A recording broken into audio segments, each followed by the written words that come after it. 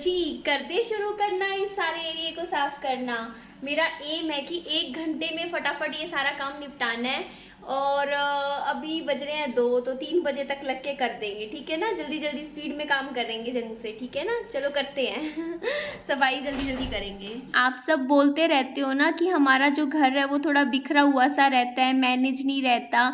तो आप ये बात तो बिल्कुल सही बोलते हो, मैं भी मानती हूँ कि हमारा घर इतना ज़्यादा कोई मैनेज नहीं रहता है, थोड़ा सा बिखरा हुआ सा, इधर उधर सामान बिखरा रहता है। ये चीज़ आप बिल्कुल सही बोलते हो। तो इसका कारण भी कहीं ना कहीं मैं आपको बताऊंगी। आज की वीडियो आप मेरी एंड तक देखिएगा, मैं इसलिए कह रही हूँ एंड तक देखिएगा क्योंकि मैं ना आपको प्रॉपर रीज़न बताऊंगी। और वो रीज़न सिर्फ ये नहीं है कि ना ऐसा है, मैं आपको ना बताऊंगी कि ना हमारा घर थोड़ा सा अव्यवस्थित क्यों रहता है। तो पहला कारण तो आप ये बात सुन लीजिए कि ना मैं बचपन से ही ऐसे ही घर में रही हूँ। मैं जब पैदा हुई थी, मैं 4 साल की थी, 5 साल की थी, हमारा घर तब भी थोड़ा सा मतलब जैसे मान लो कहीं मतलब सब ना फैमिलीज़ का ना अपने घर को रखने का अपना अपना तरीका होता है। कोई तो होता है बिल्कुल ही मान लो हल्का सा बेड शीट भी होती है ना, जो कंबल की बेड शीट भी होती है, उसको भी थोड़ा सा बेड से इधर से भी उधर हो जाए तो उसे भी ठीक करने बैठ जाते हैं। या फिर बिल्कुल ही जैसे कहते नहीं है कि चप्पल भी सीधी करने लग जाते हैं अगर वो उल्टी पड़ी हो तो। मतलब इतनी ज़्यादा सफाई रखते हैं, मतलब पूरा दिन पोछे ही लगाते रहते हैं। कई घरों में होता है ऐसा, 2-2 बार पोछे भी लगते हैं, सुबह शाम सफाइयाँ होती हैं, ज़्यादा होती हैं। और कई घरों में ऐसा होता है कि ना थोड़ी कम सफाई करते हैं या फिर कम, इतनी काम चलाओ जितनी हमें दिक्कत नहीं होती इतनी कर लेते हैं। तो ऐसा ना अपने अपने घर का हिसाब किताब होता है।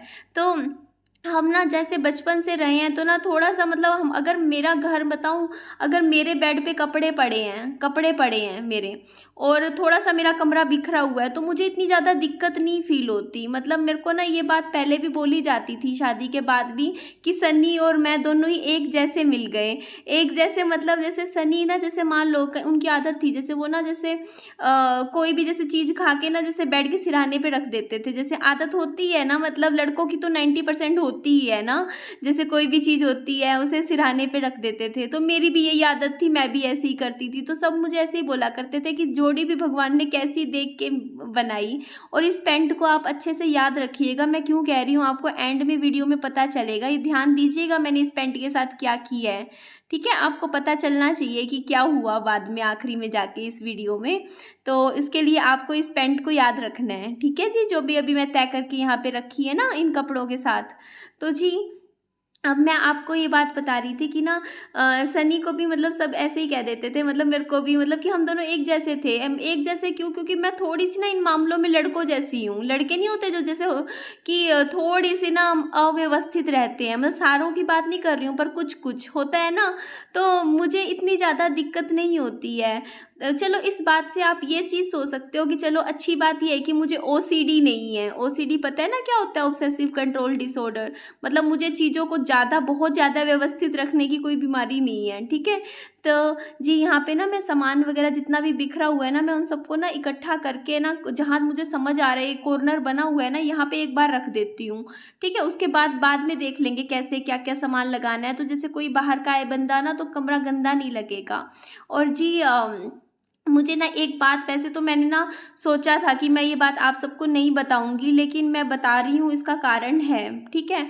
तो आपको पता है कि मेरी एक फ्रेंड है यूट्यूब पर जिसका नाम है ज़िंदगी मिलेगी दोबारा आरती। मतलब मैं उसको ना तब से जानती थी जब वो यूट्यूब पे आई भी नहीं थी। मतलब उससे पहले मेरी 1-2 बार बातचीत हुई थी उससे, व्हाट्सएप पे बात होती थी मेरी, क्योंकि ना उनके हस्बैंड की ना किडनी फेल हो रखी है और वो डायलिसिस पे है उनके हस्बैंड। तो मेरे हस्बैंड भी डायलिसिस पर ही थे जब वो ख़त्म हो गए थे मेरे हस्बैंड। तो ना मैं उनसे बातचीत मतलब उसके बाद करने लगी थी। मेरे हस्बैंड जब ख़त्म हो गए थे ना, उसके बाद उनसे वैसी बातचीत हो रही थी मेरी।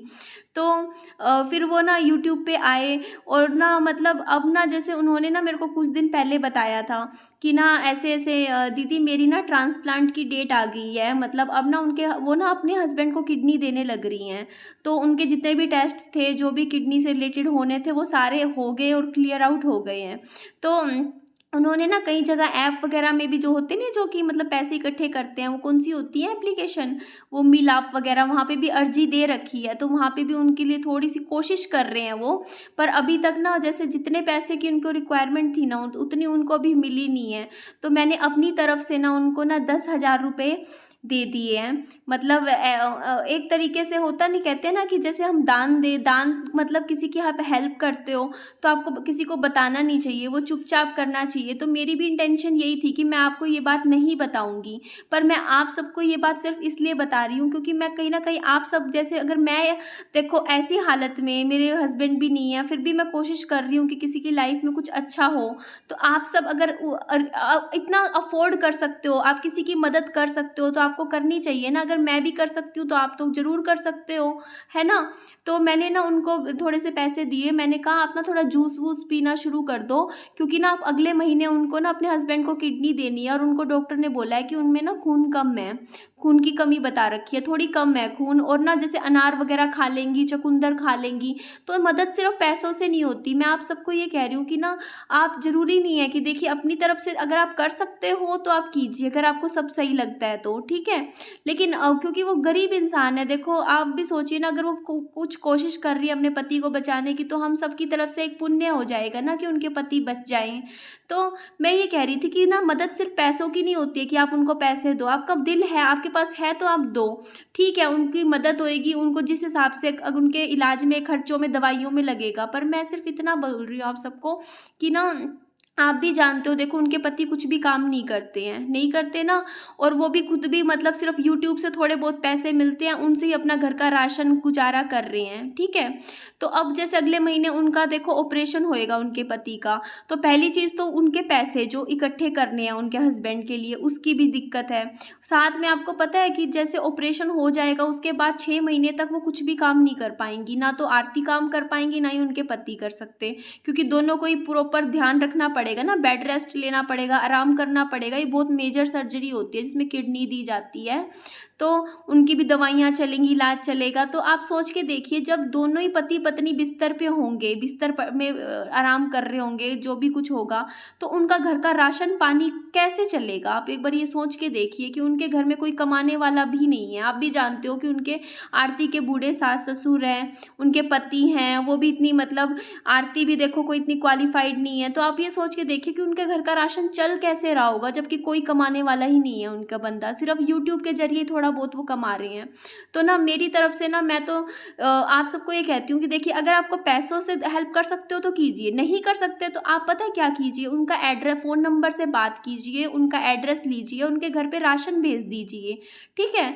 जैसे कि आप जैसे छोटी मोटी मदद भी कर सकते हो, आप 200 रुपये की भी कर सकते हो, आपको जो समझ आता है आप मदद कीजिए। जैसे कि आप उनके लिए जैसे रिफाइंड होता है, सरसों का तेल होता है, राशन की दालें होती है, चावल होते हैं, आप वही भिजवा दीजिए। मतलब इतना भी उनके घर में अन्न का भंडार इतना कर दीजिए कि अगले ना करीबन 6 महीने उनको ना घर के खर्च के लिए, जो घर का खर्च होता है ना, खाना पीना, मतलब और चीज़ें जैसे कि साबुन, टिक्की, इन चीज़ों की तो बिल्कुल भी टेंशन ना लें वो, ठीक है ना जी।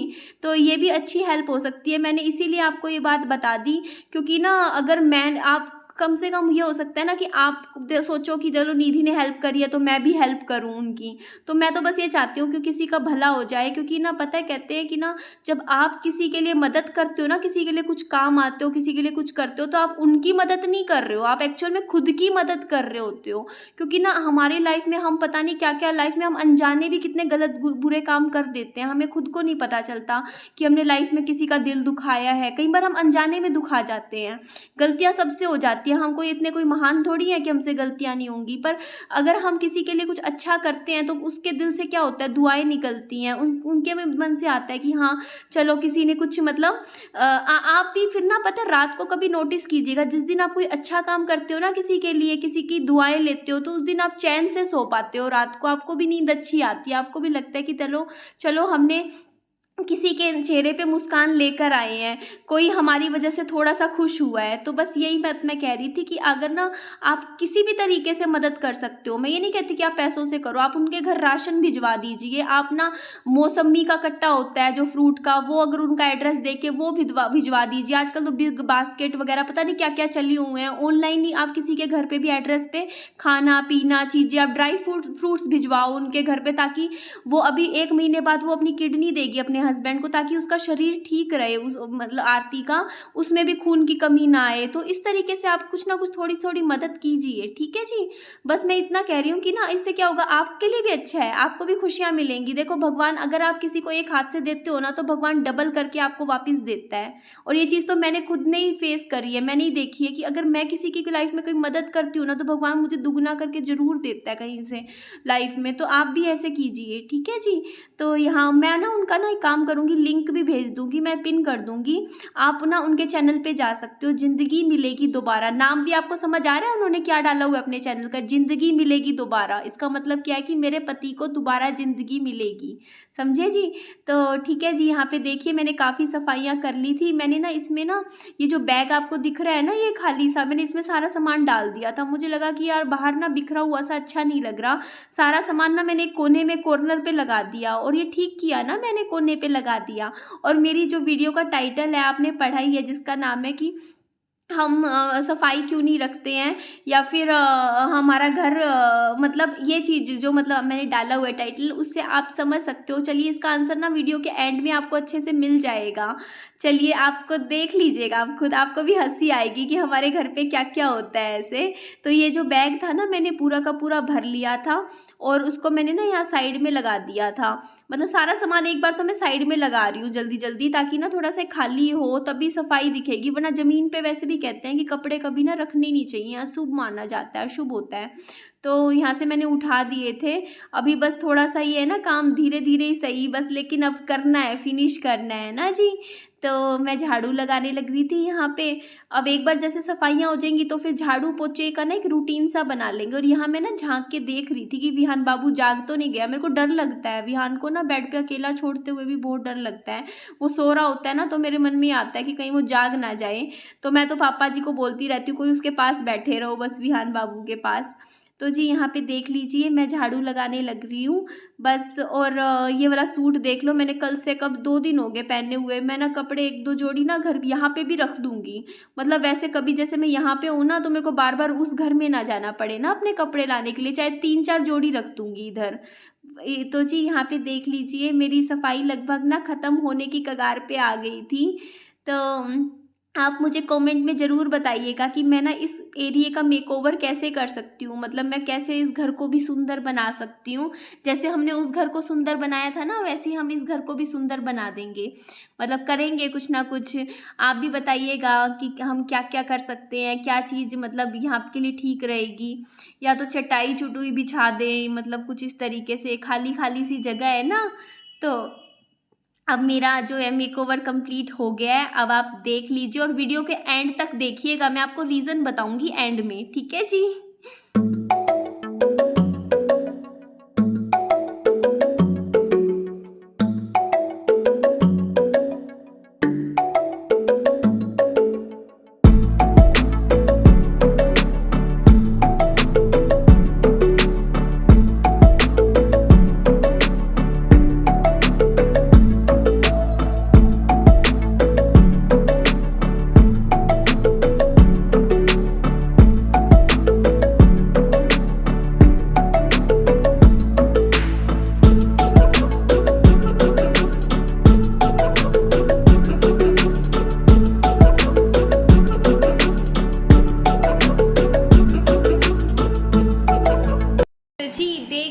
सारा काम कर दिया ना मैंने, और मैंने 25 मिनट में कर दिया सारा, मुझे 1 घंटा भी नहीं लगा इस काम में। और अभी मैं इसलिए नहीं कर रही हूँ आगे प्रॉपर मैंने, क्योंकि मम्मी अपने हिसाब से लगाएंगे सामान, मैं छेड़ नहीं रही हूँ। बस मैंने उस बैग में और उसमें थैले थूले में डाल के रख दिया है कोने में, ताकि कोई आए बाहर से बंदा तो उसको थोड़ा सा ये जगह एकदम साफ़ सुथरी दिखे।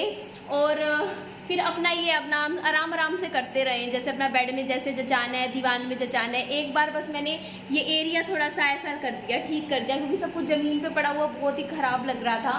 तो इसको मैंने इस कोने में लगा दिया, और यहाँ पे ना एक कर्टेन लगा के इसको बंद कर देंगे, ये एरिया दिखेगा भी नहीं फिर, है ना। तो ये देख लीजिए पहले कैसा था, मैंने आपको दिखाया है। तो ये एरिया बिल्कुल साफ़ हो गया है। तो चलिए इस वीडियो का तो मैं बस यहीं एंड कर रही हूँ। मेरी वीडियो अच्छी लगे तो मेरी वीडियो को लाइक कीजिएगा, मेरे चैनल को सब्सक्राइब कीजिएगा, ठीक है, पक्का कर दीजिएगा। चलिए जी, बाय बाय, टेक केयर। करेंगे, अभी और काम करना है बहुत सारा। गर्मी। यहाँ पर आप देख पा रहे होंगे पापा जी ने सारे कपड़े दोबारा से खोल दिए। एक्चुअली मैंने गलती से क्या किया, पापा जी की वो पैंट याद है जो मैं कह रही थी ध्यान से देखिएगा, वो भी इन कपड़ों में मिक्स करके रख दी। और ऐसा ही होता है और हमेशा से मेरे साथ होता आया है। मैं जब भी सफाई करती हूँ ना, मेरा मतलब मैं सफाई करूँगी उसके आधे घंटे बाद ही वो सारी चीज़ें जो मैं सफाई करके रखती हूँ ना, वो फिर से खोल दी जाती है, चाहे वो मेरी मम्मी खोल लें, मेरे पापा जी खोल लें, मतलब। और ऐसा शादी के बाद भी होता था, क्योंकि ना पता है क्या, जैसे मैं ना चीज़ें उठा के रख दूंगी और मुझे याद रहेगा नहीं मैंने कहाँ पे रखा है, और फिर ना मम्मी पापा जी और का दोनों का टाइम खराब होएगा, आधा एक घंटा उस चीज़ को ढूंढते रहेंगे, पूछेंगे तूने सफाई करके ये चीज़ कहाँ रखी है बता दे, मेरा चश्मा कहाँ रख दिया, मेरी पैंट कहाँ रख दी, और मुझे कुछ भी याद नहीं रहेगा। मैं कहूँगी पापा जी इधर रखा उधर रखा, उस फिर मम्मी और कहेंगे तू रहने दे, तू ना हमें अपने तरीके से काम करने दिया कर, तू है ना इस मामले में हाथ मत डाला कर। तो ये चीज़ ना शुरू से होती थी और इसीलिए ना मैं ना ये चीज़ें छेड़ती नहीं हूँ। जैसे कपड़े वपड़े होते हैं ना, जैसे मैंने अब उठा के इसमें बोरे में भर के रख दिए, अब उसमें से कुछ चीज़ें होंगी जो डेली यूज़ की पहनने की होंगी, वो अब मुझे तो नहीं पता ना कि इनमें से कौन सी चीज़ कहाँ रखनी है। वो तो जैसे भी इन कपड़े सिर्फ ये सारे मेरी मम्मी के हैं, तो उनको देखना पड़ेगा ना। जी देख लिया ना आपने कि क्या होता है, क्यों फिर से बिखर जाता है सारा का सारा घर, और फिर इसीलिए सारे मेरे को ना पीछे कर देते हैं, पीछे छोड़ देते हैं, कहते तू हट हम कर लेंगे हम कर लेंगे। यही कारण है कि ऐसा हो जाता है। चलिए मैं इस वीडियो को बस आपको यही बता रही थी कि ना ऐसा मेरे को लगता है ना, ऐसा हर घर की कहानी है। हम सफाई करते हैं और फिर सब ढूंढते रहते हैं, ये चीज़ कहाँ रखी वो चीज़ कहाँ रखी। मेरे साथ हमेशा होता है क्योंकि मैं रख के भूल जाती हूँ फिर। तो चलिए इस वीडियो का मैं एंड कर रही हूँ। अपना ध्यान रखिए, खुश रहिए, बाय बाय, टेक केयर।